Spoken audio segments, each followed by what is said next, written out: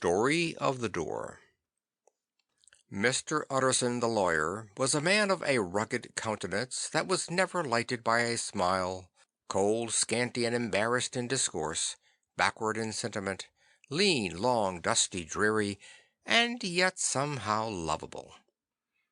At friendly meetings, and when the wine was to his taste, something eminently human beaconed from his eye, something indeed which never found its way into his talk, but which spoke not only in these silent symbols of the after-dinner face, but more often and loudly in the acts of his life.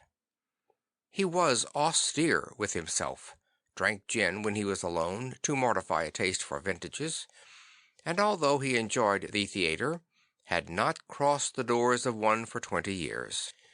But he had an approved tolerance for others, sometimes wondering, almost with envy, at the high pressure of spirits involved in their misdeeds, and in any extremity inclined to help rather than to reprove. "I incline to Cain's heresy," he used to say quaintly. "I let my brother go to the devil in his own way." In this character it was frequently his fortune to be the last reputable acquaintance and the last good influence in the lives of down-going men. And to such as these, so long as they came about his chambers, he never marked a shade of change in his demeanour. No doubt this feat was easy to Mr. Utterson, for he was undemonstrative at the best, and even his friendship seemed to be founded in a similar catholicity of good nature. It is the mark of a modest man to accept his friendly circle ready-made from the hands of opportunity, and that was the lawyer's way. His friends were those of his own blood or those whom he had known the longest. His affections, like ivy, were the growth of time. They implied no aptness in the object. Hence, no doubt, the bond that united him to Mr. Richard Enfield, his distant kinsman, the well-known man about town. It was a nut to crack for many, what these two could see in each other, or what subject they could find in common. It was reported by those who encountered them in their Sunday walks, that they said nothing, looked singularly dull, and would hail with obvious relief the appearance of a friend. For all that, the two men put the greatest store by these excursions, counted them the chief jewel of each week, and not only set aside occasions of pleasure, but even resisted the calls of business, that they might enjoy them uninterrupted.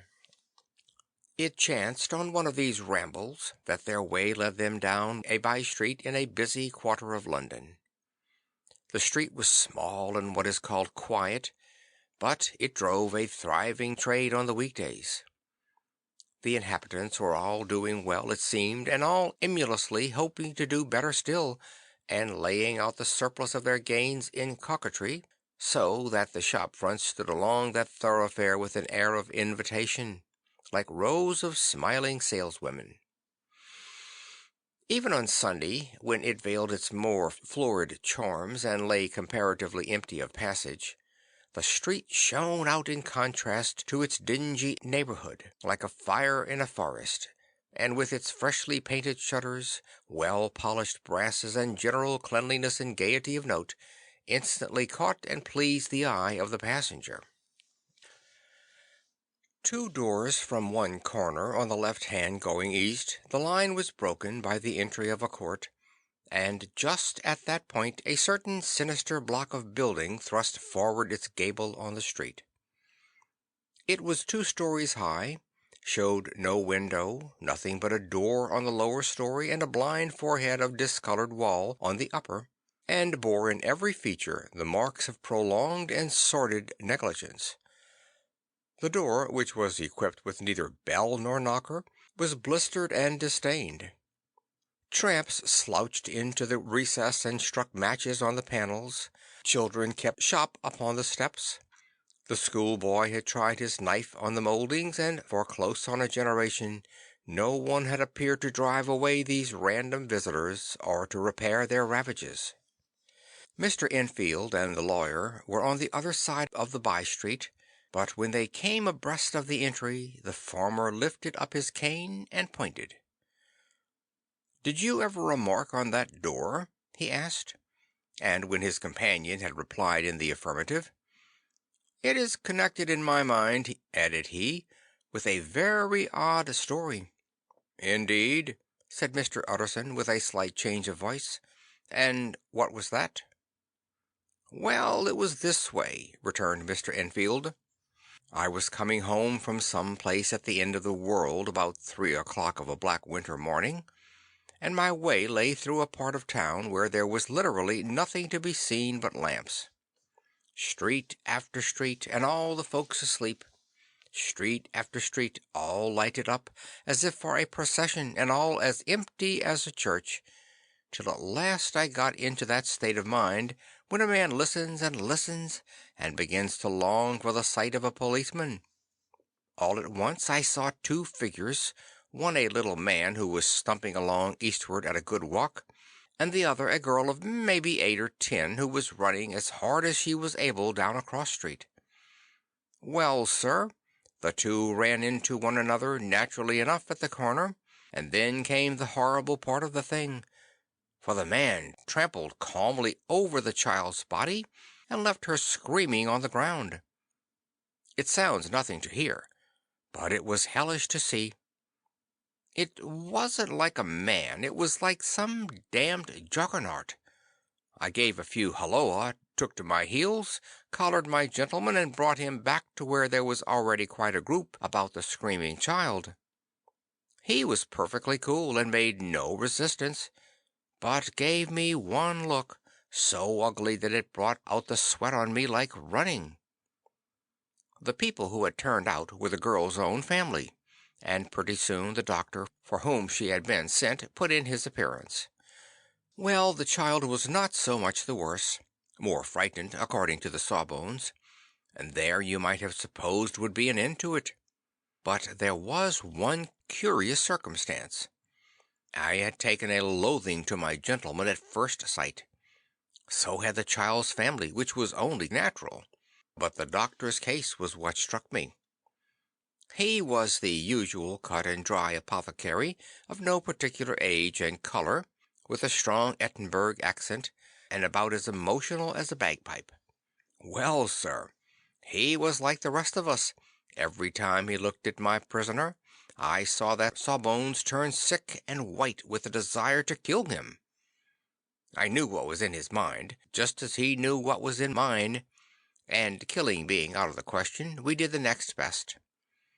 We told the man we could and would make such a scandal out of this as should make his name stink from one end of London to the other. If he had any friends or any credit, we undertook that he should lose them. And all the time as we were pitching it in red hot, we were keeping the women off him as best we could, for they were as wild as harpies. I never saw a circle of such hateful faces, and there was the man in the middle with a kind of black sneering coolness, frightened too, I could see that, but carrying it off, sir, really like Satan. "If you choose to make capital out of this accident," said he, "I am naturally helpless. No gentleman but wishes to avoid a scene," says he. "Name your figure." Well, we screwed him up to £100 for the child's family. He would have clearly liked to stick out, but there was something about the lot of us that meant mischief, and at last he struck. The next thing was to get the money, and where do you think he carried us but to that place with the door? Whipped out a key, went in, and presently came back with a matter of £10 in gold, and a cheque for the balance on accounts, drawn payable to bearer, and signed with a name that I can't mention, though it's one of the points of my story. But it was a name at least very well known and often printed. The figure was stiff, but the signature was good for more than that if it was only genuine. I took the liberty of pointing out to my gentleman that the whole business looked apocryphal, and that a man does not in real life walk into a cellar door at 4 in the morning and come out with another man's cheque for close upon £100. But he was quite easy and sneering. "Set your mind at rest," says he. "I will stay with you till the banks open, and cash the cheque myself." So we all set off, the doctor and the child's father, and our friend and myself, and passed the rest of the night in my chambers, and next day, when we had breakfasted, went in a body to the bank. I gave in the check myself, and said I had every reason to believe it was a forgery. Not a bit of it. The check was genuine. "Tut, tut," said Mr. Utterson. "I see you feel as I do," said Mr. Enfield. "Yes, it's a bad story, for my man was a fellow that nobody could have to do with, a really damnable man, and the person that drew the check is in the very pink of the proprieties, celebrated too, and, what makes it worse, one of your fellows who do what they call good. Blackmail, I suppose, an honest man paying through the nose for some of the capers of his youth. Blackmail House is what I call the place with the door in consequence. Though even that, you know, is far from explaining all," he added, and with the words fell into a vein of musing. From this he was recalled by Mr. Utterson, asking rather suddenly, "And you don't know if the drawer of the check lives there?" "A likely place, isn't it?" returned Mr. Enfield. "But I happen to have noticed his address. He lives in some square or other." "And you never asked about the place with the door?" said Mr. Utterson. "No, sir. I had a delicacy," was the reply. "I feel very strongly about putting questions. It partakes too much of the style of the day of judgment. You start a question, and it's like starting a stone. You sit quietly on the top of a hill, and away the stone goes, starting others, and presently some bland old bird, the last you would have thought of, is knocked on the head in his own back garden, and the family have to change their name. No, sir. I make it a rule of mine, the more it looks like Queer Street, the less I ask." "A very good rule, too," said the lawyer. "But I have studied the place for myself," continued Mr. Enfield. "It seems scarcely a house. There is no other door, and nobody goes in or out of that one but once in a great while the gentleman of my adventure. There are 3 windows looking on the court on the first floor, none below. The windows are always shut, but they're clean. And then there is a chimney which is generally smoking, so somebody must live there. And yet it's not so sure, for the buildings are so packed together about the court that it's hard to say where one ends and another begins." The pair walked on again for a while in silence, and then, "Enfield," said Mr. Utterson, "that's a good rule of yours." "Yes, I think it is," returned Enfield. "But for all that," continued the lawyer, "there's one point I want to ask. I want to ask the name of that man who walked over the child." "Well," said Mr. Enfield, "I can't see what harm it would do. It was a man of the name of Hyde." Said Mr. Utterson. "What sort of a man is he to see?" "He is not easy to describe. There is something wrong with his appearance, something displeasing, something downright detestable. I never saw a man I so disliked, and yet I scarce know why. He must be deformed somewhere. He gives a strong feeling of deformity, although I couldn't specify the point. He's an extraordinary looking man, and yet I really can name nothing out of the way. No, sir, I can make no hand of it. I can't describe him. But it's not want of memory, for I declare I can see him this moment." Mr. Utterson again walked some way in silence, and obviously under a weight of consideration. "You are sure he used a key?" he inquired at last. "My dear sir," began Enfield, surprised out of himself. "Yes, I know," said Utterson. "I know it must seem strange. The fact is, if I do not ask you the name of the other party, it is because I know it already. You see, Richard, your tale has gone home.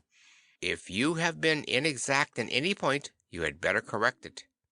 "I think you might have warned me," returned the other with a touch of sullenness. But I have been pedantically exact, as you call it. The fellow had a key, and what's more, he has it still. I saw him use it not a week ago." Mr. Utterson sighed deeply, but said never a word, and the young man presently resumed. "Here is another lesson to say nothing," said he. "I am ashamed of my long tongue. Let us make a bargain never to refer to this again." "With all my heart," said the lawyer. "I shake hands on that, Richard." Chapter 2